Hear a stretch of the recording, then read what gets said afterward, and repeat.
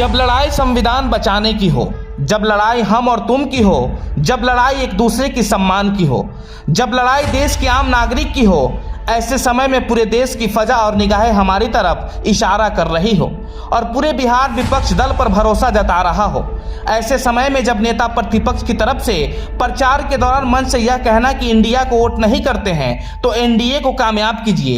अरे भाई, इधर उधर नहीं, या तो एनडीए या तो इंडिया, या तो एनडीए या तो इंडिया, इधर उधर। उस समय आपके कुछ मुस्लिम नेता और कार्यकर्ता का कहना था कि हमारे नेता तेजस्वी जी का जबान फिसल गया है।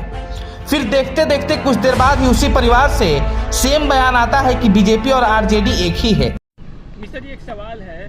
पूर्णिया में तेजस्वी यादव ने कहा है साफ तौर पे कि अगर आप इंडिया को वोट नहीं देते हैं तो एनडीए को दीजिए। आखिर क्यों डर रहे हैं इतना?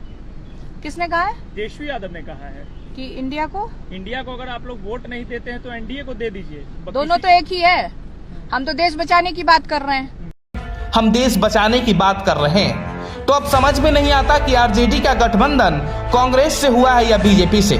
फिर भी हमारे शिवहर वासियों के लिए और खास करके मुस्लिम समुदाय के लोगों को अब फैसला करना है कि वो किस तरफ है और बीजेपी की बी टीम कौन है। अब हमारे कुछ मुस्लिम दोस्त यह कहेंगे कि हम राहुल गांधी को प्रधानमंत्री बनाना चाहते हैं, हमें तेजस्वी से कोई मतलब नहीं है।